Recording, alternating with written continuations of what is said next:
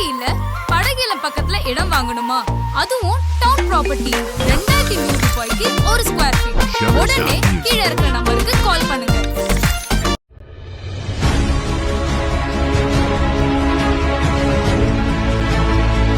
சங்கம் வைத்து தமிழ் வளர்த்த மதுரை மண்ணுக்கு வந்திருக்கிறேன்.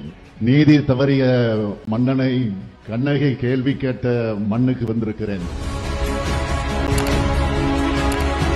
தமிழ்நாட்டோட வளர்ச்சிக்கு உற்ற துணையாகவும் தமிழ் மக்கள் மீது உண்மையான பாசம் கொண்டவராக இந்தியா கூட்டணியுடைய பிரதமர் ஆட்சி செய்வார். ஒரே வரியில சொல்லணும்னா, இப்போ இருக்கக்கூடிய பிரதமர் மாதிரி நிச்சயம் இருக்க மாட்டார். 10 ஆண்டு காலமா தமிழ்நாட்டு மக்களை மதிச்சு தமிழ்நாட்டுக்குன்னு எந்த சிறப்பு திட்டத்தையும் செஞ்சு கொடுக்காத பிரதமர் மோடி இப்போ வாக்கு கேட்டு தமிழ்நாட்டுக்கு வந்திருக்கிறார். எந்த முகத்தோடு மோடி தமிழ்நாட்டுக்கு வராரு?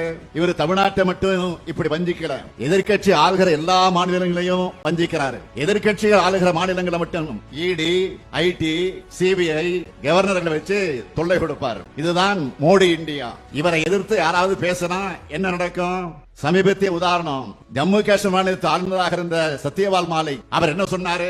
2019 நடந்த புல்வாமா தாக்குதல் அரசியல் ஆதாயத்துக்காக எப்படியெல்லாம் பயன்படுத்தினாங்கன்னு சொன்னாரு. மோடிக்கு ஊழல் ஒழிக்கிற எண்ணம் இல்ல, ஊழல்வாதிகள் அவர் கூடவே இருக்கிறதால அவங்க மேல நடவடிக்கை எடுக்க மாட்டார்னு விளக்கமாக ஒரு பேட்டி கொடுத்தார். உடனே அவர் வீட்டில சிபிஐ ரெய்டு. எவ்வளவு மலிவான அரசியல், பெண் சக்தி. இப்போ தொடர்ந்து பேசுற பிரதமர் பாஜக எம்பி பிரித்பூஷனால் பாலியல் துன்புறுத்துக்கு ஆளான மல்யுத்த வீராங்கனைகள் கண்ணிவிட்ட போது வாய் திறக்கவே இல்லையே. ஏன்? குஜராத்ல பில்கிஸ் பானு பலாத்கார வழக்கின் குற்றவாளிகள் விடுதலை செய்யப்பட்டப்போ பெண் சக்தி மேல பிரதமர் மோடிக்கு அக்கறை வந்துச்சா? மணிப்பூர் பெண்களுக்கு இழைக்கப்பட்ட கொடூரத்தை மௌனமா ஏன் வேடிக்கை பார்த்தார்? ஒரு தடவையாவது மணிப்பூருக்கு போய் பாதிக்கப்பட்ட மக்களுக்கு ஆறுதல் சொன்னாரா? அது மட்டும் இல்ல, ஜம்மு காஷ்மீர்ல 8 வயசு குழந்தைய கோயில்ல வச்சு வன்புணர்வு பண்ணாங்களே, அந்த குற்றவாளிகளுக்கு ஆதரவா 2 பாஜக அமைச்சர்கள் ஊர்வலம் போனாங்களே. இதுக்கு கண்டனம் எழுந்த உடனே அவங்க என்ன சொன்னாங்க? கட்சி தலைமைதான் எங்களை அனுப்பி வச்சதுன்னு சொன்ன அவங்கள மோடி தட்டி கேட்டாரா? உத்தரப்பிரதேசத்துல உன்னாவ் ஞாபகம் இருக்கா?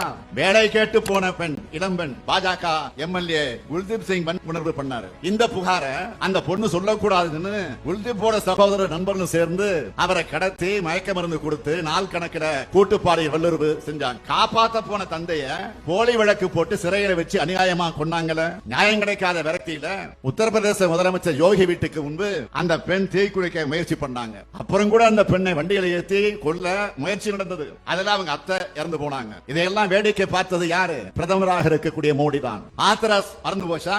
அப்பாவை தலித் பெண் ஒருவர் வன்முறை செய்யப்பட்டார், இறந்தார். அவருடைய உடலை பெற்றோர் சம்பந்தம் இல்லாமல் பெட்ரோல் ஊத்தி போலீஸை எரிச்சாங்களே.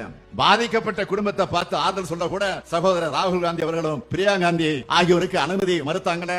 இப்படிப்பட்ட காட்டாட்சி தான் பாஜக ஆட்சி. பெண்களுக்கு சுதந்திரம் கொடுக்க கூடாதுன்னு பாஜகவை சேர்ந்த முதலமைச்சர் யோகி பேசினாரு. இதையெல்லாம் மோடி தடுத்தாரா?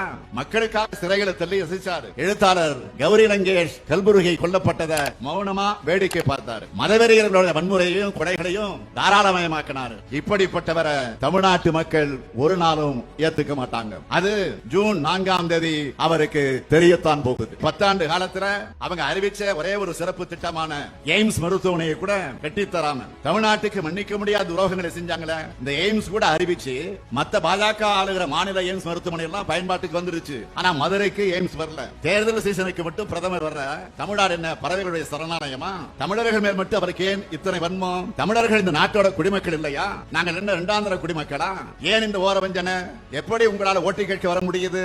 மக்கள் ஆதரவோட நாடு முழுக்க பேசப்படுகிற நம்முடைய திராவிட மாடல் அரசு குஜராத் மாடல்னு போட்டோஷாப் மூலமா போலியா கட்டமைச்சு அந்த மாடலை உடைச்சி நொறுக்கிடுச்சே என்ற அந்த வன்மத்துல தமிழ்நாட்டுக்குள்ள மட்டும் பொய் பிரச்சாரம் செய்வதில்லை. வட மாநிலங்களையும் தமிழ்நாட்டை பத்தி பொய்யான தகவல்களை ஆதாயம் தேட முயற்சிக்கிறார் பிரதமர். தமிழ்நாட்டுக்கு வந்தா வணக்கம், எனக்கு இட்லியும் பொங்கலும் பிடிக்கும், தமிழ் பிடிக்கும், திருக்குறள் பிடிக்கும், ஓட்டு போடுங்க கேட்கிற பிரதமர். நாம கேட்கிறோம் தமிழ் பிடிக்கும் சொல்லிட்டு தமிழ் வளர்ச்சிக்கு 74 கோடி ரூபாய் தான். ஆனா சமஸ்கிருதத்தினுடைய வளர்ச்சிக்கு 1488 கோடி ரூபாய் ஏன் என்று கேட்கிறோம். தமிழ்நாடுன்னு சொல்லக்கூடாது, தமிழகம் தான் சொல்லணும்னு ஆளுநரை சொல்ல வச்சு ஏகத்தனம் பண்ணீங்களே.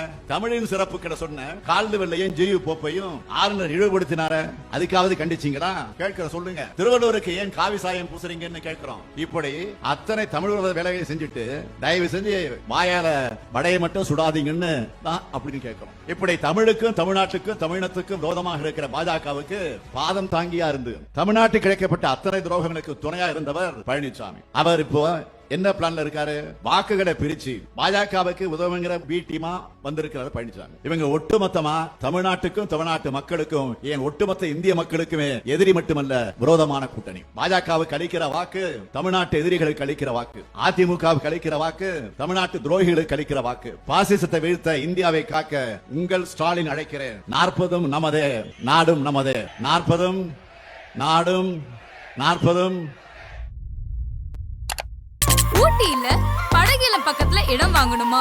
அதுவும் டவுன் ப்ராப்பர்ட்டி.